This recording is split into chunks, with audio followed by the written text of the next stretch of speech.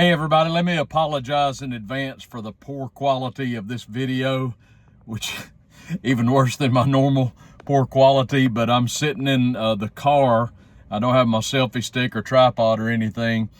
I had to bring Marina over to physical therapy, and so she's inside getting manipulated and worked on by the mad scientist in there.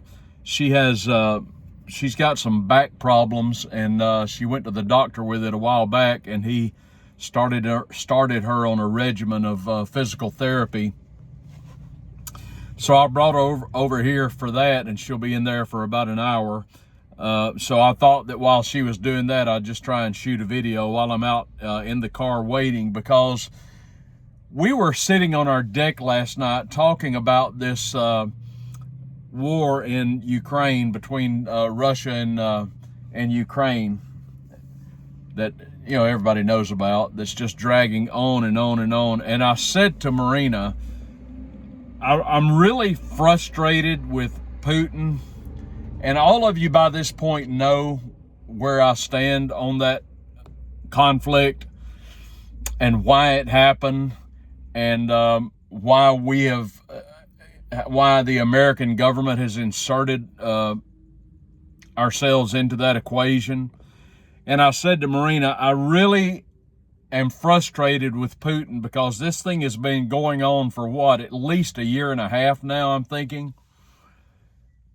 And the frustrating thing to me about it is the fact that there's no question in my mind that Putin could end this thing within a few days, really, if he wanted to. I don't think there's any question about that. Russia could simply overwhelm the fraudulent government of Zelensky, and they could end this war within a few days. I don't have any doubt of that in my mind whatsoever. And I said to her, I wish he would just end this thing and get it over with once and for all. And Marina thought for a minute, and she said, well, I believe there's a reason why he isn't doing that. And she had what I consider to be a brilliant answer as to why he's not doing what I suggested that he should do.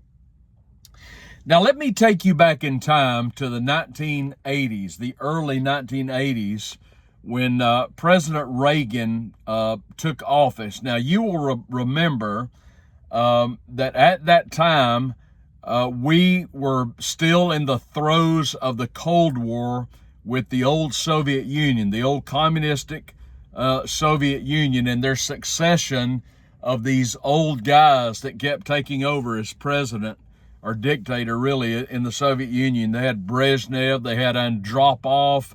There was another one. They kept putting these geriatrics, these octogenarians in place as leaders before they finally settled, of course, on Gorbachev.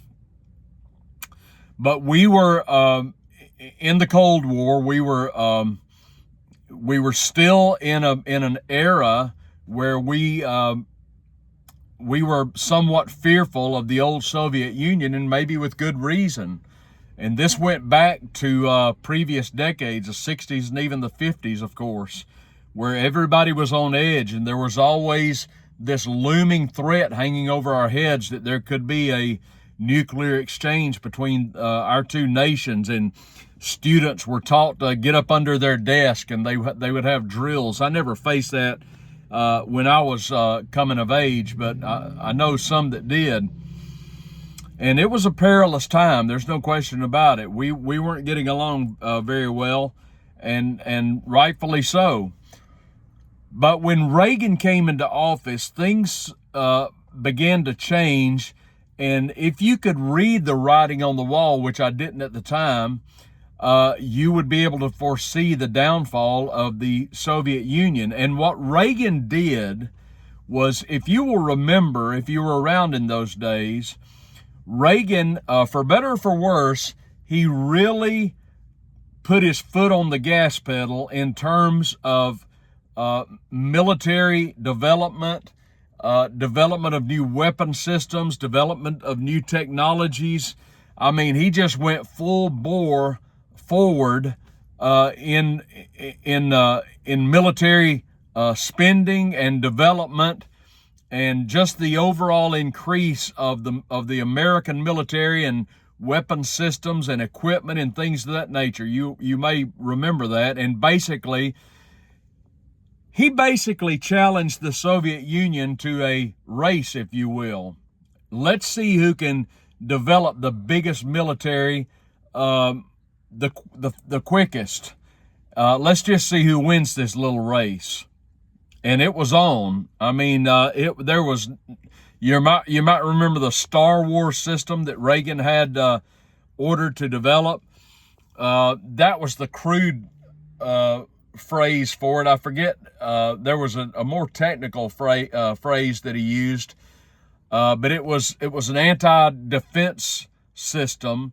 It was basically this military shield that was going to be used for the United States that would essentially thwart any missile launches by the Soviet Union directed toward us.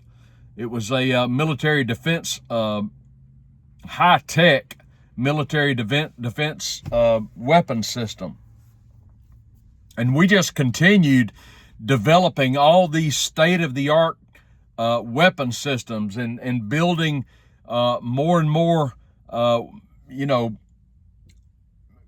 fleets of ships and submarines and fighter aircraft, and on and on and on it went.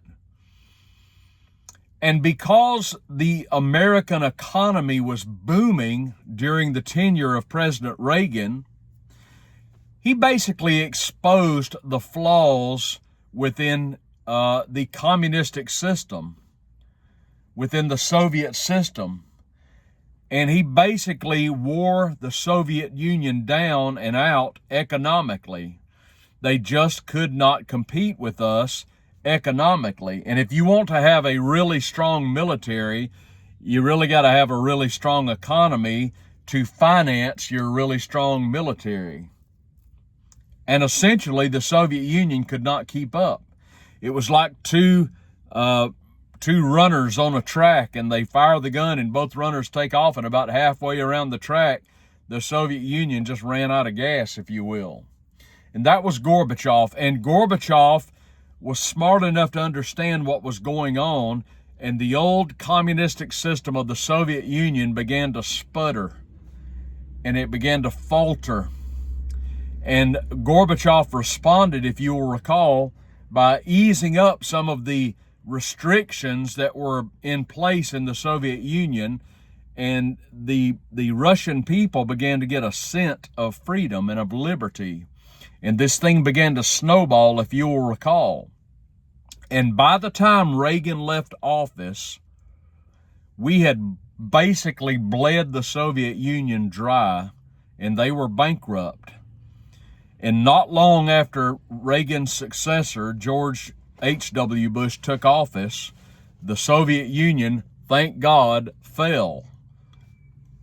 And from the ashes came the new burgeoning nation of Russia, which exists today. And Russia has taken off almost exponentially in terms of freedom, in terms of liberty, in terms of religious renewal, and the expansion of Christianity in particular. It's been an absolute revival in the now largely Christian nation of Russia. It's been wonderful, a wonderful development for them. But Marina's point in her response to me was simply this: you want Putin to end this thing next week. But she said, what if Putin is borrowing strategy from Ronald Reagan? And this got me to thinking, because I believe she's on to something. Because every time we turn around now, the current occupant of the White House and the current Congress of the United States is voting to send more and more money to Ukraine. Money we don't have, but that doesn't stop them. They just keep sending multiplied billions of dollars to Ukraine. Could it be, Marina, as Marina offers, could it be that Vladimir Putin is employing the Reagan doctrine in terms of his conflict with Ukraine? Could it be that Putin is overseeing the financial collapse of the United States because we have ostensibly picked the wrong dance partner in Ukraine and the wrong corrupt regime of Zelensky? Could it be that Putin is a little more smart than I'm giving him credit for? As you know, as I make this video, we are, I believe, 34 or 35 trillion dollars in debt. Every 100 days, it increases by $1 trillion, and Putin knows this. Is it possible that he is content to simply sit back and watch us continue to pour money into a losing effort? Because as I have maintained on this channel, and you can take this to the bank, folks, Russia is going to win this war. It is inevitable. Sooner or later, this week, this month, this year, next year, or in 5 years, Russia is going to win this war. Make no mistake about that.